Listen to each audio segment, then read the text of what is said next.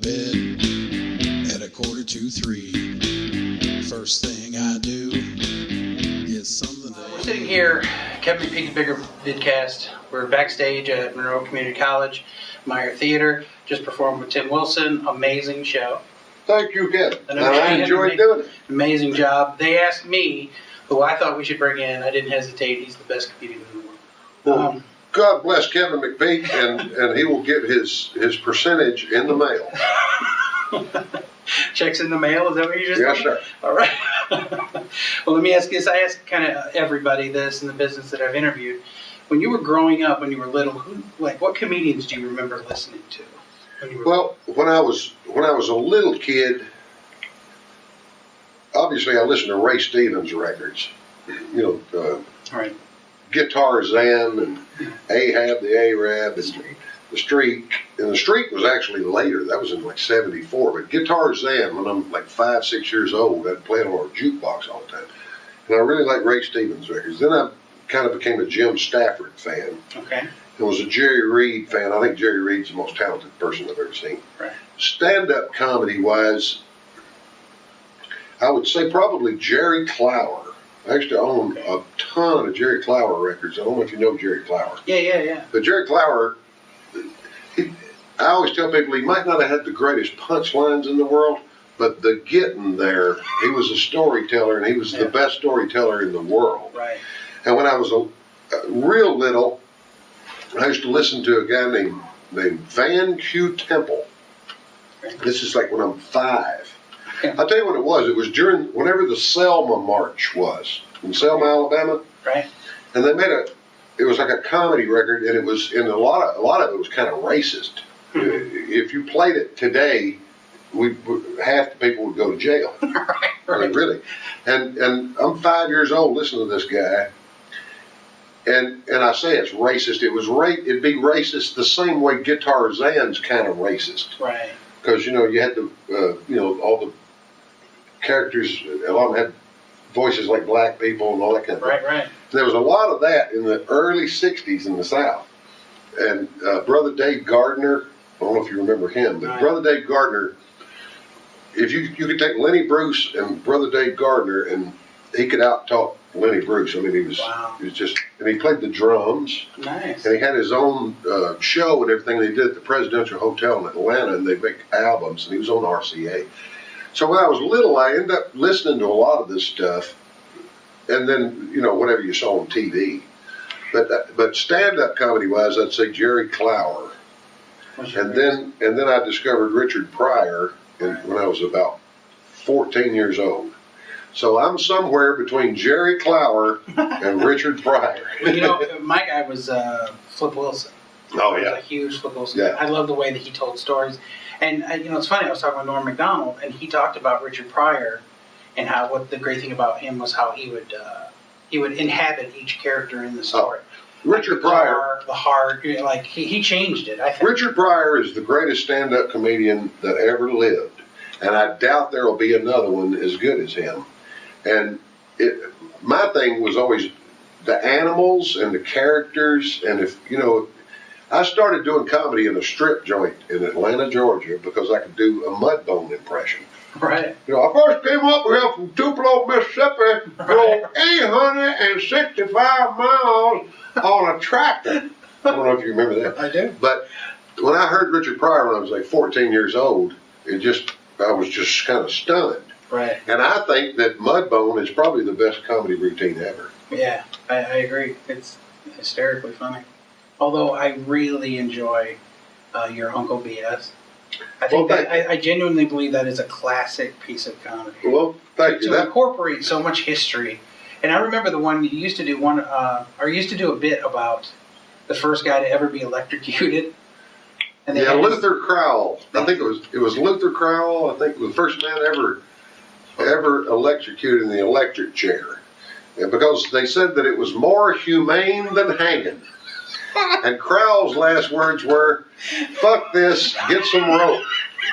Because they had to do it. I think they had to electrocute him like 12 times before he finally died. So my joke was his last words were, "Fuck this, get some rope." That is the funniest thing ever. Well, thank you.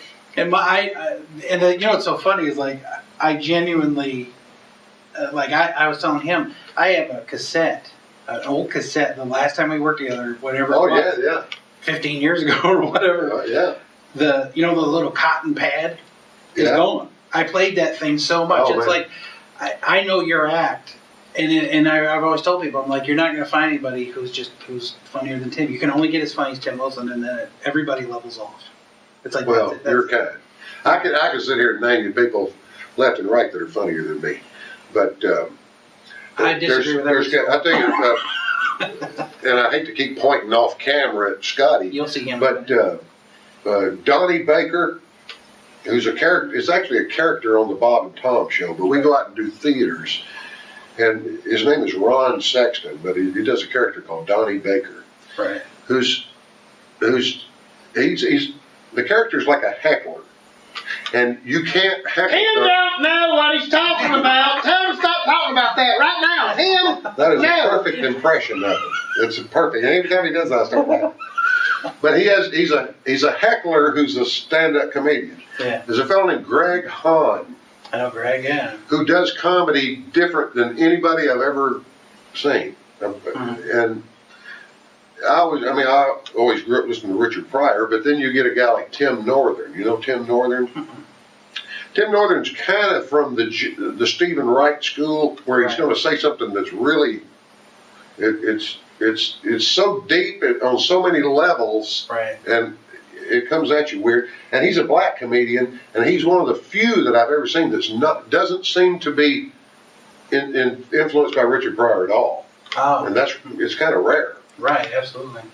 Now I know that you obviously have an affinity for music, classic rock, all kinds of different. Well, I like listening to. I listen to music, and I'm in a perfect world, I would be a record producer. Right.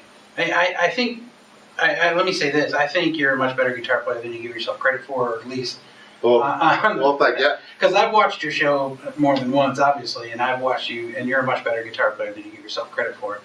But I was wondering, like, when it comes to comedy or writing your songs, how much influence do you think your musical background has on your comedy, or do you just kind of let songs flow naturally?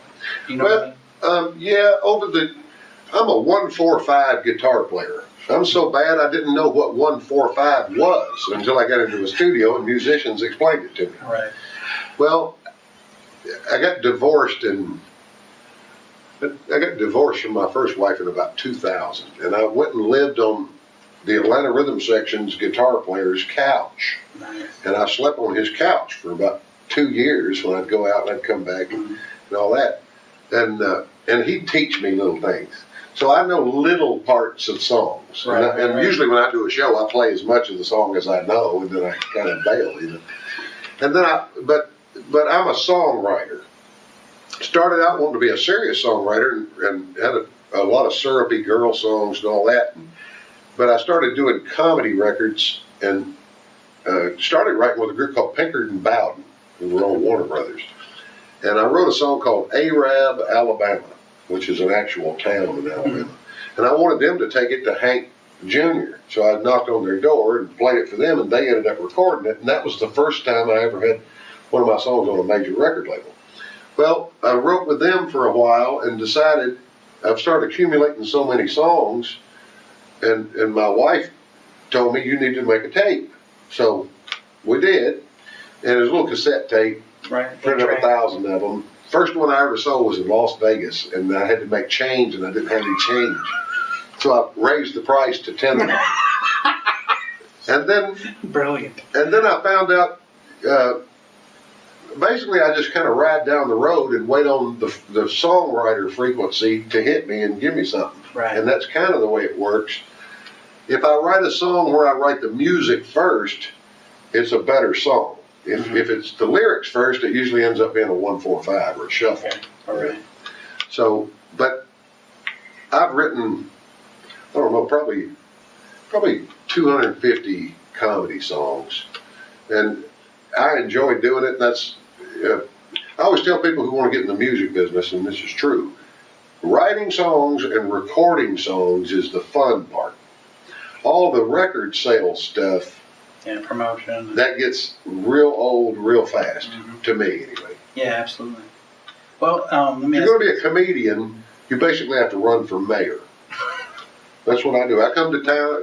Right now I'm in Monroe, Michigan. I just ran for mayor in Right. Monroe, Michigan. shaking And hands, afterwards you go out and hug people and shake hands and all that. pictures. Right, and I like doing that.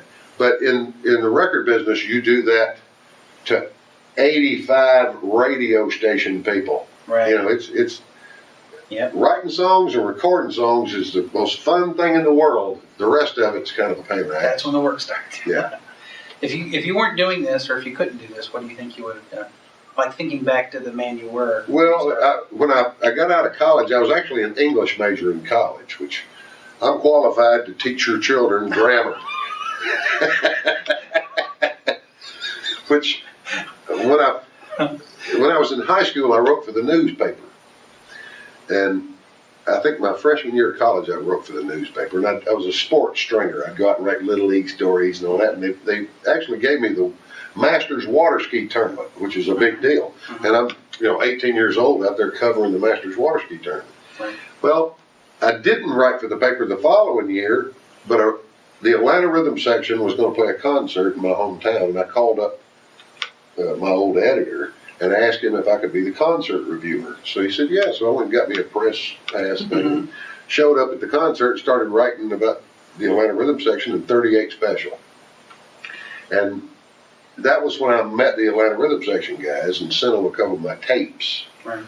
And now, I mean, I'm basically, they're sort of like my brothers now. Right. So I always tell everybody, I got in show business going to Waffle House and getting the Atlanta Rhythm section's orders right. And that's very true. So do you think that's what you'd be, a writer? I would have tried to be a serious songwriter. That, Okay. of course, would have not worked.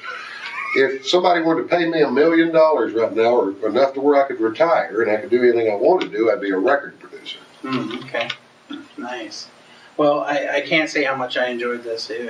It's good to see you again. Well, thank you, Kevin. When you walked out, I went, damn it, the drummer. We work in Springfield, Missouri. 1,000 years Yes, I ago. don't know what the hell you've been doing, but it's good to see you. Boxcar Willie. That's right, Boxcar Willie showed up at the show. And it was maybe, 6 months before he passed?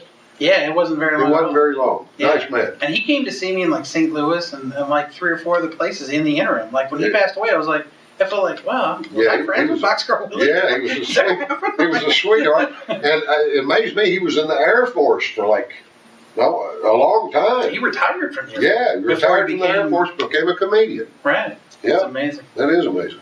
Well, I had an absolute blast working with you. Thank you, so Kevin. much. Thanks for sitting down with me. I appreciate it. Tim Wilson. So you're 24, you don't remember rock and roll, it's over. You missed it. Sorry.